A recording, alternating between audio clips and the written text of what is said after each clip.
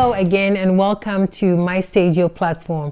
I hope you all had a wonderful Thanksgiving given the circumstances that we find ourselves in today because of the COVID-19 pandemic. And if you're new to this channel, please hit the subscribe button on the right side of this video and the right side of this video and join the Q train wagon.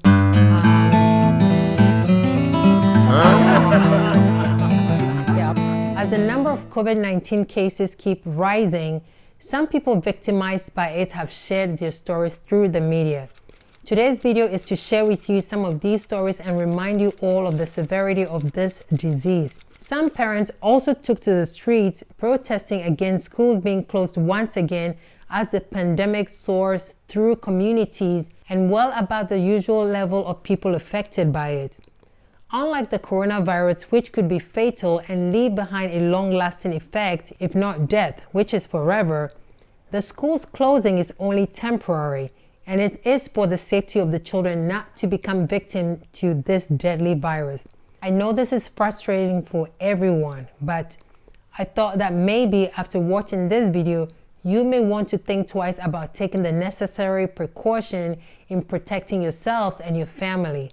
It's not a joke. I don't know what more or how much more I could express. Hello everybody. I know we're always best to get on Facebook to talk about the things that we're doing in life, partying, getting drunk, not taking life for granted. As of Tuesday, I have been admitted to the hospital for COVID. Never in my life did I ever think that I would be fighting for my breath. Something that we take for granted every day when we wake up. Please do not put your families at risk. I did the best that I thought I could.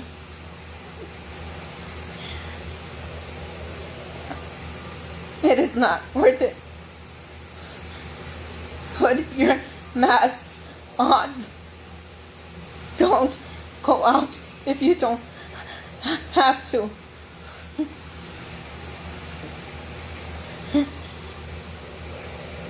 I have fought too hard to have the life that I have now, and I refuse to give up.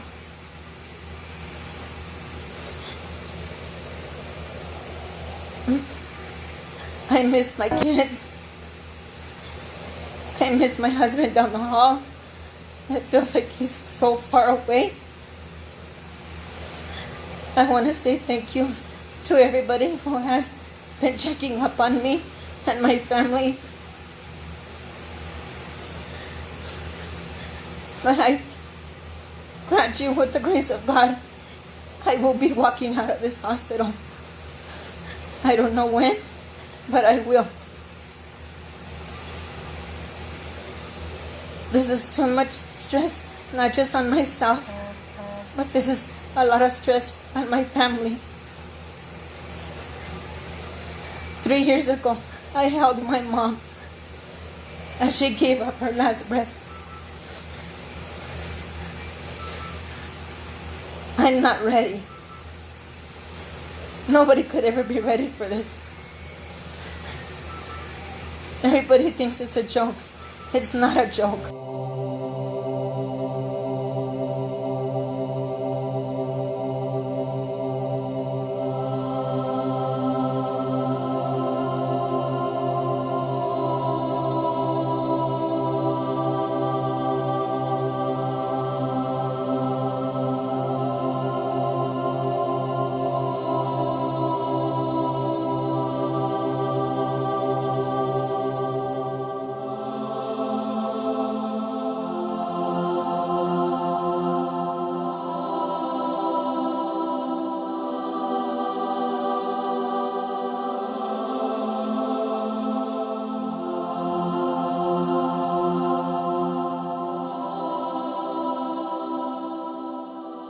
It's not a joke.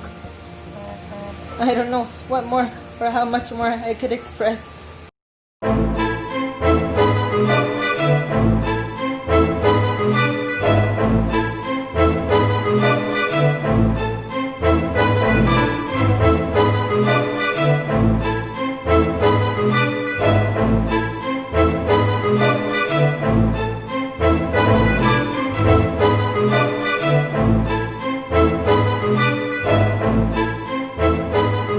Once we had left the hospital, they had given me all of his belongings, and my husband's very anti-technology, so he didn't have an iCloud. So I know his phone is okay. I know that there was nothing going to happen to it, but in my state of mind, the first thing I wanted to do was get all the pictures, because I know that there are pictures that parents take with them and their kids that they forget to share with their significant other, or so I just wanted all of those. And when I pulled up his phone, I turned it on. The call log was up because he had been trying to call me the morning he was intubated. And I cleared that out, and my dad was standing in the living room with me. I was on the couch, and I saw it had some personal information on it, and then underneath it, I started reading it, and I just started screaming, "He left me a note," and I called his parents, and I said, "He left me a note, he left us a note." And it was just, he knew, but this is how Jonathan is I would have never gone through his notes. There was no reason for me to ever go through his phone. So for him to leave that up, he knew that if something happened, I needed to be able to find that. And I know he would have deleted it if everything had been okay. There would have been no reason to say those things, but he knew. He is such a planner and a preparer, and wanted to make sure we were okay. He knew. He has always known what I needed and what our kids needed, and he has always made sure that he's taken care of us.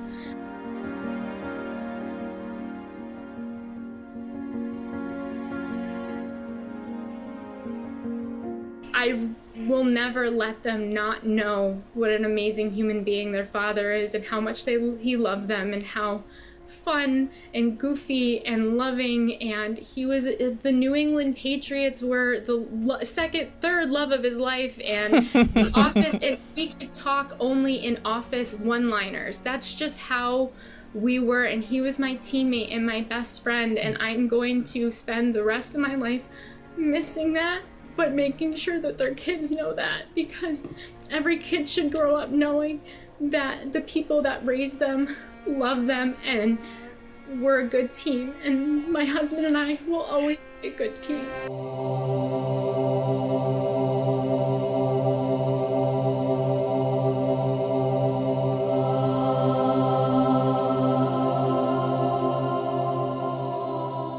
At first, you might think it's a cold, and it could be, but COVID-19 could escalate. Here's what you need to know. According to the World Health Organization China Joint Mission on COVID-19, as of February 20th, 80% of laboratory-confirmed cases were mild to moderate, 14% were severe, and 6% were critical. Just to be clear, a mild case of COVID-19 is not like a mild cold. The symptoms will still be pretty severe. Anything less than needing oxygen puts you in this category. Severe cases do need supplemental oxygen, and critical ones are defined by respiratory or multi-organ failure. The symptoms, treatments, and timelines of having the disease vary, depending on which category patients fall into. So let's break down what having COVID-19 looks like day to day for each level of severity. It can take as few as 2 or as many as 14 days after being exposed to the novel coronavirus for the first symptom to develop. This is when it might feel like a cold or the common flu. Many patients develop fevers early on. The World Health Organization China Joint Mission saw that about 88% of people who had COVID-19 had a fever. Another study out of China showed that while only 44% of patients had a fever on admission to a hospital, 89% eventually developed one. But there have been some cases that led with gastrointestinal symptoms. Diarrhea, nausea, vomiting, and/or abdominal discomfort, may appear a couple of days before respiratory symptoms. This isn't the norm, though, because COVID-19 is a respiratory disease. That means for most patients, the virus will start and end with the lungs. In the early days of infection, the virus invades lung cells. Specifically, this can damage the cilia, the hair-like projections that move around to keep airways clear of mucus and debris.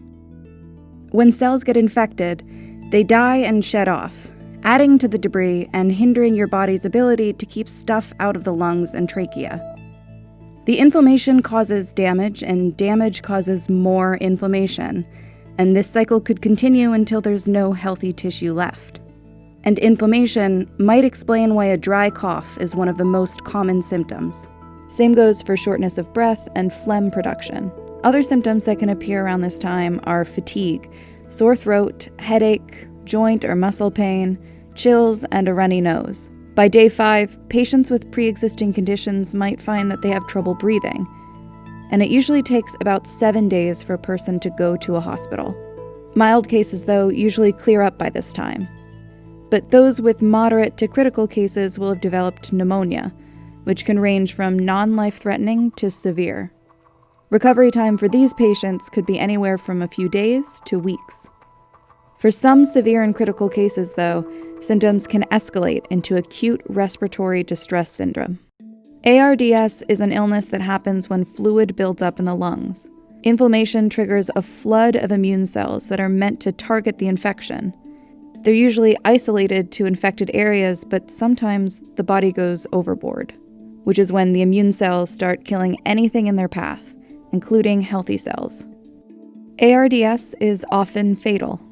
In critical cases, it can lead to respiratory failure, requiring advanced life support, and this is most likely when patients head to the ICU. ARDS treatment includes supplemental oxygen and mechanical ventilation. The goal is to get more oxygen into the bloodstream, since the lungs can't.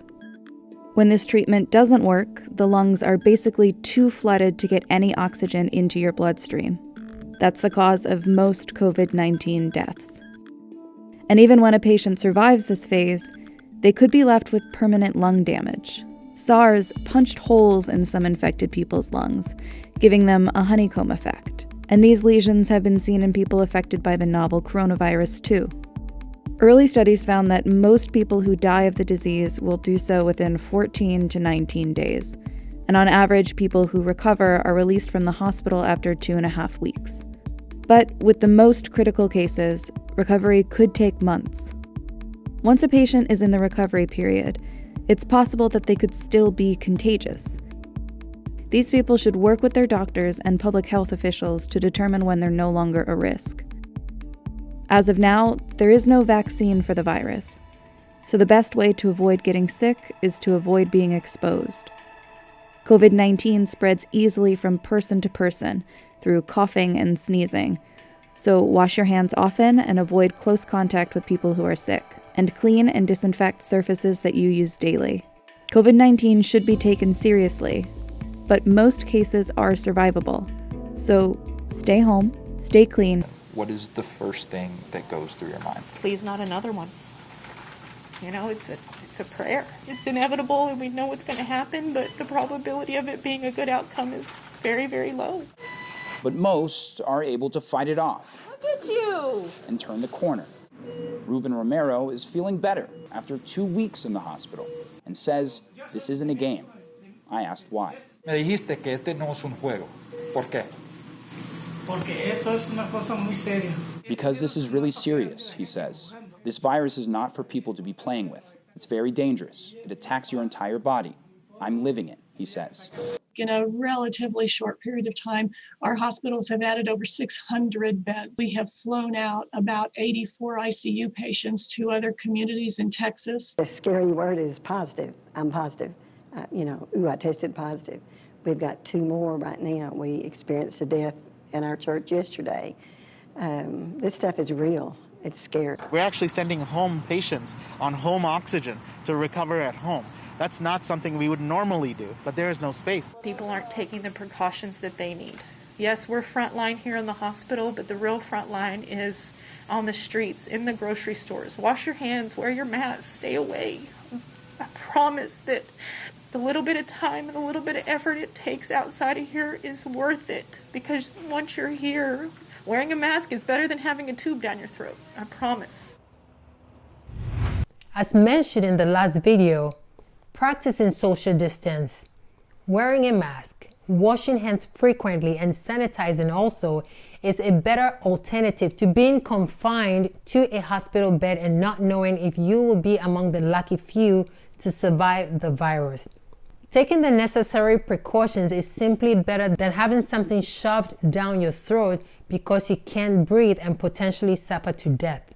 While wearing masks, washing hands, and using sanitizers may not be enough to guarantee complete protection from the virus, at least you're doing the best you can to stay alive until help arrives. And help is definitely on the way. So please, just hold on just a little bit longer. Just a little bit longer. What? We can beat this virus together. So please, hold on just a little bit longer. If we all do our part in trying to fight this virus, we could help limit the widespread of COVID-19, and eventually, as vaccines become available to everyone, life may slowly return back to normal. We can do this.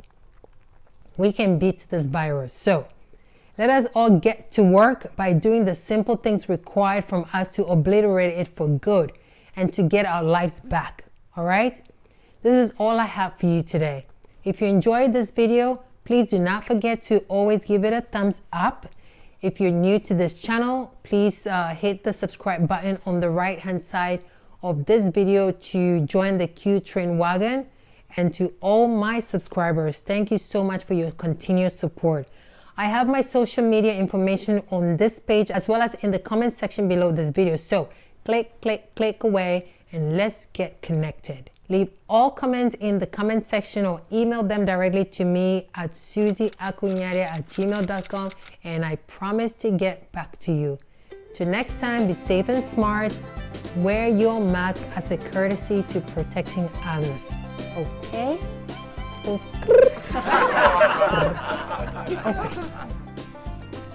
I'll see you all soon. Cheers.